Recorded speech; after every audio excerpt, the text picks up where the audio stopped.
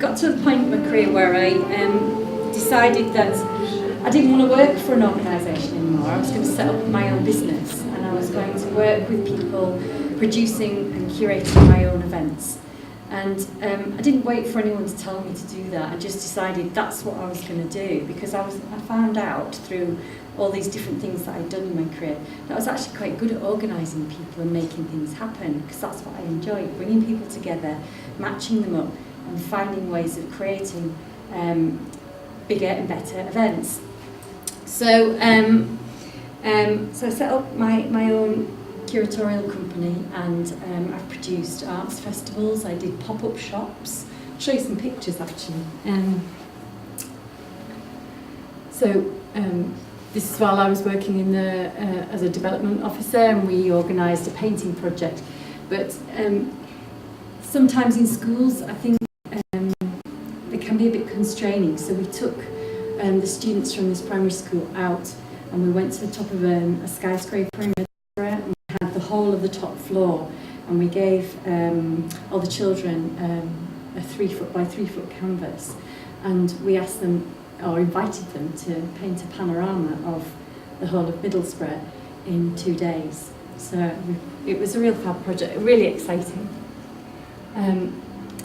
This is one of the latest projects that I produced. I worked with a photographer called Julian Germain, quite famous, and we curated an arts fair in Saltburn, which is just a bit up the coast from Whitby.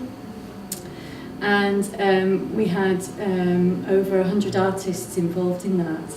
And I pulled that off my own back. I raised the money, I pulled all the partners in. We worked with NYMAZ, which is the Modern Institute of Art in Middlesbrough, the Arts Council, Profile Gallery, lots of people that I pulled together and made it happen. Here is the AV Festival, so worked with lots of partners across the North East to build this event. Pop-up shops. With the recession, you think, oh God, no money for arts and culture, what are we going to do? But actually, you find openings, creative people find openings and different ways of interpreting problems and finding solutions to those problems. And the problem Middlesbrough brought to my door was, we've got all these empty shops, what we're going to do with them? And I said, well, why don't you just let artists use them? We'll pave the way to make it easier for them to get leases and insurance and all those kinds of things. So smoothing all the pathways out so it was easy. And we had pop-up gigs, pop-up cinemas, fashion shows, pop-up gardens, all kinds of things going on in these shops. So, with hard times come opportunities open up. But I think what I'd like to talk to you about, so can I just ask you, what kinds of things are you wanting to do? I think we've got somebody who wants to work in theatres, drama, visual arts. Got any interest in deciding? Have you not decided yet? Have they been arts? In what? Sort of body modifications. Okay, so visual arts, performance art, live art, that kind of thing. Kind of the sort of tattooing style, more body art. Yeah. And anyone else? Not decided yet. Okay. Well, I think one of the things that, as you're deciding what you want to do as an artist, I think it's really important to come up with a way of describing who you are and what you're about. And what that does is it helps people like me who commission artists like you to understand what you do and whether you're the right kind of person that I want to work with. So if you're telling me that you work in galleries and you'd like to show your work there, then I know what kind of artists I'm looking at and who I might want to work with. If you create your own projects, you might have been great for my DIY projects in the pop-up shops. If you like working with people in different contexts, like in health or in education, so if you like working with younger people, or if you like working with people who are out of education, for example, there are lots of organisations that I work with who do that kind of work.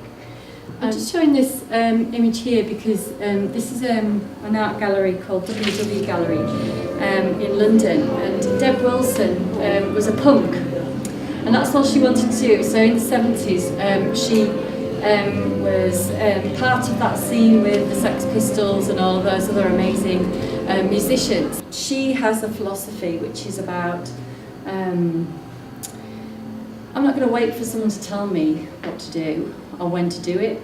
I want a gallery in London, I'm going to create one. And that's exactly what she did. She went out there and she found a space. It wasn't in the most popular part of London, but it was still in London. And working with people, her friends, her colleagues, her contacts, she created a space on virtually zero budget. And then she decided, have any of you heard of Venice Biennale? Any of you heard of that? It's a really famous visual arts festival that takes place in Venice, in Italy. And it's the top place to go if you want to be an artist and show your work. Lots of artists work towards that, and it becomes the pinnacle of their career. Deb Wilson decided that she was going to go to Venice Biennale, even though she didn't have an invitation, because it's on an invitation basis only. Took over the lobby of a hotel, and on 1,500 quid, created her an alternative Venice Biennale. Sold tons of work, got thrown out, got loads of publicity, had a ball of a time. She didn't wait for someone to say to her, here's some money, get on with it.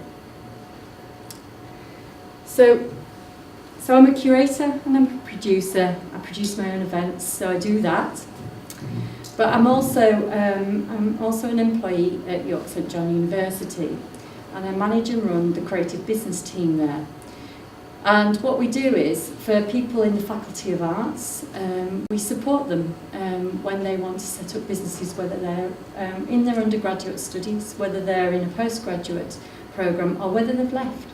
Actually, so we support alumni, people who've moved on but still want to work with us as businesses. And what we do is we provide them with mentoring. We provide them with a bit of money sometimes when we've got it. And space, we have what we call business incubator space, and network and training opportunities. So we connect them up with the right people in the business in the right way. So I run that too. So you can see my career is lots of different things at lots of different times. And that's what it's like working in the creative sector. You can't be closed and think, I am just this one thing. And I'll talk a little bit more about that in a minute. I have core values which I stand true to. I want to support and create and curate my own projects. That's who I am. And I live by that. And what I mean by that is everything else that I do in my career feeds that. So whether I'm working at York St John, I'll take the money that I make from that to finance projects over here that I really want to do. So whether that's a pop-up shop in Middlesbrough or an arts fair in Saltburn, I use that money to reinvest in my practice as a curator to make stuff happen. I don't wait for anyone to tell me what to do or when to do it. I use that model, business model, to actually make things happen. Here are a couple of places that you can find information. I don't know if you've got pen and paper, but I can always send my slides to Heidi, who can send them out to you if you want to see them. The Creative Choices people are here. They're really great. They're a really great source of information. Catch up with them when you're in the room next door. There's lots of places to find money, and there's lots of people who will help you at that. So AN are really great people who will support you. Access Artist Database, the Arts Council, there are a few places. Any questions? No? Well, I'm going to be out in the hallway, so if any of you want to catch me, I'm happy to answer any of your questions, and thanks very much for coming in and hearing my sort of talk, one-to-one session, then talk. So very nice to meet you all. Thank you very much. Thank you very much. Thank you.